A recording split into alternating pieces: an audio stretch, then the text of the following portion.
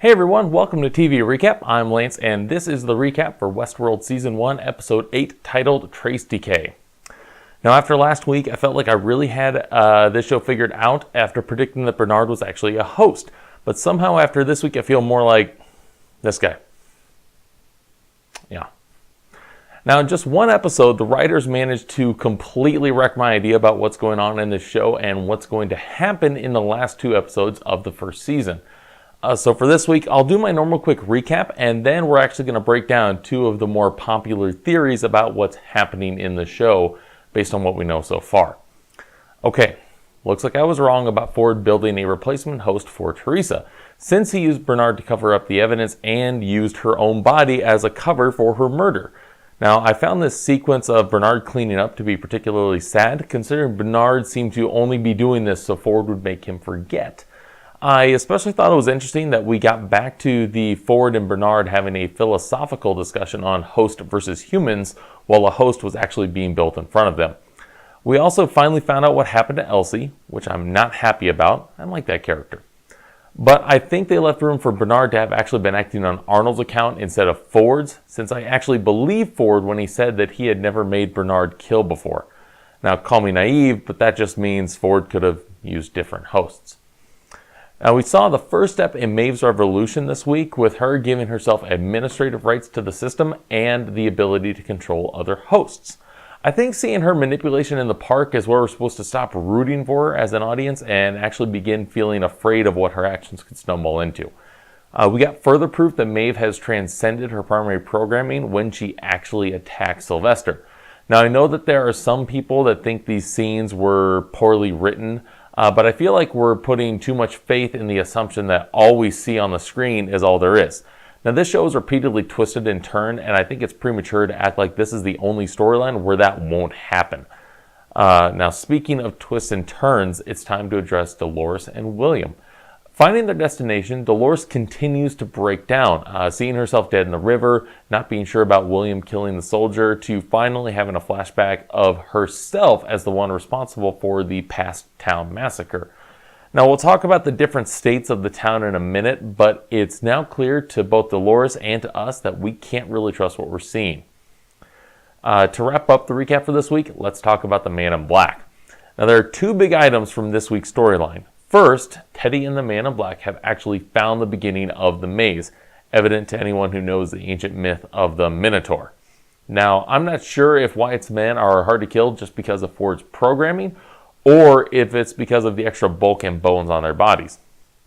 Now, second, we also got a huge look into the Man in Black's backstory this week, finding out about the personal tragedy that has motivated him on this trip to the park.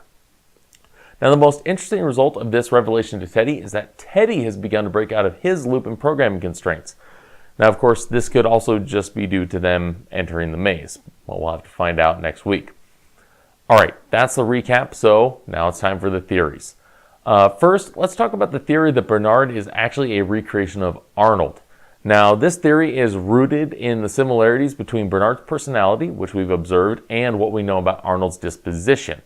The evidence to support this theory is mostly circumstantial, but one of the most supportive items is this photo of Ford and Arnold seen by Bernard. Now, the theory proposes that the blank space on the right side of the photo is where we would see Arnold, but we know that the hosts are blocked from seeing things that would make them question their world or reality.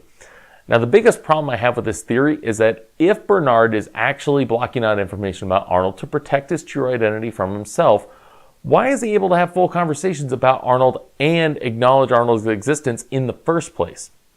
Now, in addition, if he really were Arnold, it would have to be assumed that not a single employee was working in the park after Arnold's death that would recognize him. Now, the second theory I want to talk about is from Dolores' question, when are we? The idea about the show actually taking place on two separate timelines has been out there for a while now. But this week, I saw the speculation ramp up to 3 different timelines. Now, the theory works like this. The Man in Black, Teddy, Maeve, and what we see in the park offices are happening now, or the current timeline. The Dolores and William storyline takes place approximately 30 years ago, and William is actually a younger version of the Man in Black. And the park and disaster and town massacre happened 35 years ago. Now, this theory is supported by the acknowledgement that the hosts have perfect memories, so we are led to believe Dolores' vision of the past. Plus, William shares a lot of similarities to the Man in Black. They're both businessmen or titans of industry, in his own words. They both reference reading stories and looking for the meaning behind them, and Jimmy Simpson even looks like a younger version of Ed Harris. Now, last week, I didn't think this theory held any water based on a few flashbacks Dolores had about the Man in Black while traveling with William, but her decaying stability has made me question that idea. I was back to being on the fence about this theory until I realized there's one major hole in it. If the massacre or park disaster happened 5 years before William visited the park, how would William or the future Man in Black be the one to help save the park? If this were to line up, the massacre would probably need to happen after William travels with Dolores, which would give him the conviction needed to spend the money necessary to keep the park solvent. Okay, now I know I'm oversimplifying these theories and ideas, but I just don't want this video to be 4 hours long.